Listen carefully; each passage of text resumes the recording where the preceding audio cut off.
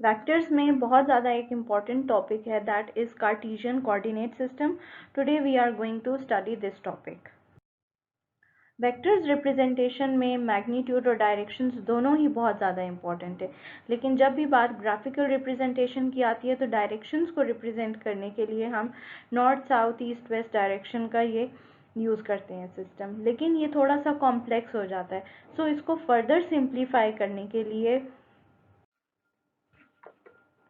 Cartesian coordinate system और rectangular coordinate system. So first of all हम यहाँ पे देखेंगे that what is the basic meaning of Cartesian and what is coordinate system. So coordinate क्या होता है? Group of numbers used to indicate the position of a point, line और a plane.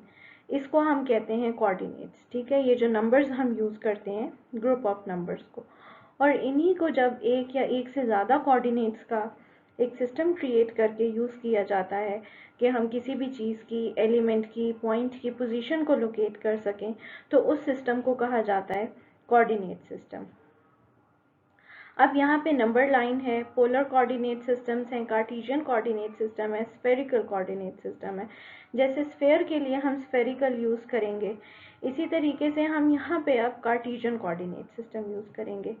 Cartesian coordinate system को modern language में rectangular coordinates भी कहा जाता है. अब यहाँ पे हमारे पास एक्स एक्सिस और वाई एक्सिस है.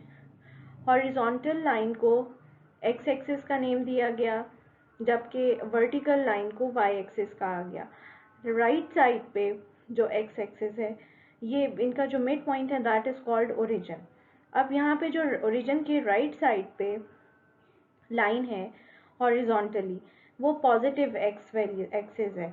ठीक है, यहाँ पे वैल्यूज जो नंबर्स हैं वो पॉजिटिव हैं. इसी तरह से जो लेफ्ट साइड पे हॉरिजॉन्टल लाइन है वहाँ पे नंबर्स नेगेटिव है, और जो अप साइड पे है और वर्टिकली वो वाई एक्सिस है and that is positive Y axis. और इसी तरीके से जो डाउनवर्ड डायरेक्शन में है that is negative Y axis. ठीक है, अब यहाँ पे ग्राफिकल रिप्रेजेंटेशन में हम नॉर्थ साउथ ईस्ट वेस्ट की जगह कार्टेशियन कोऑर्डिनेट सिस्टम या रेक्टेंगुलर कोऑर्डिनेट सिस्टम को यूज़ करेंगे, और एक्स और वाई एक्सिस का इसको भी कहा जाता है. ये 2 डायमेंशनल होता है.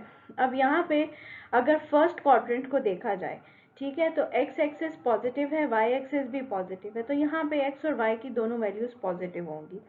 जबकि सेकेंड क्वाड्रेंट में एक्स एक्सिस नेगेटिव है जबकि वाई एक्सिस पॉजिटिव है, so y positive and x will be negative here. इसी तरह से थर्ड क्वाड्रेंट में x and y both are negatives, whereas in fourth quadrant y axis is negative but the x axis is positive. और इनका जो mid point होता है जिसको हम ओरिजिन कहते हैं, वहाँ पे x एक्सिस और y एक्सिस दोनों की जो वैल्यूज़ हैं वो 0 होती हैं. अब जब भी वेक्टर्स को रिप्रेजेंट किया जाता है एक्स और वाई एक्सिस में, या कार्टेशियन कोऑर्डिनेट सिस्टम कह लें, रेक्टेंगुलर कोऑर्डिनेट सिस्टम कह लें, ये जो एक वेक्टर ड्रॉ हुआ है इसकी लेंथ शो करती है मैग्नीट्यूड को, कि वेक्टर का मैग्नीट्यूड कितना है. लेकिन ये जो एंगल है ये बेसिकली रिप्रेजेंट करता है डायरेक्शन को. अब ये एक वेक्टर डी है जिसके अगर कंपोनेंट्स देखे जाएं, बी कंपोनेंट वर्टिकल था, ए कंपोनेंट इसका हॉरिजॉन्टल कंपोनेंट है. ठीक है, और ये जो पॉइंट है पी एक्स वाई को शो कर रहा है. ठीक है, तो यहाँ पे ये जो इसकी डायरेक्शन होगी ये इस थीटा से पता चलेगी.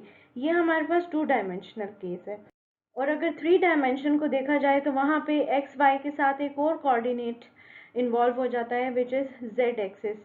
और यहाँ पे क्या होता है कि z पॉजिटिव, z नेगेटिव, इसी तरह से they all are perpendicular to each other. अब जो x एक्सिस एंगल बना वेक्टर बना रहा है एंगल x एक्सिस के साथ, दैट इज अल्फा. जो y कंपोनेंट का बन रहा है दैट इज बीटा, और जो z के साथ बन रहा है दैट इज कॉल्ड गैमा. तो ये इसके एंगल्स होते हैं, और इनसे हम बताते हैं कि यहाँ पे डायरेक्शन क्या है वेक्टर की. So this was the Cartesian coordinate system और रेक्टेंगुलर कोऑर्डिनेट सिस्टम, जिसके अंदर वेक्टर्स के मैग्नीट्यूड और डायरेक्शन को ग्राफिकली रिप्रेजेंट किया जाता है.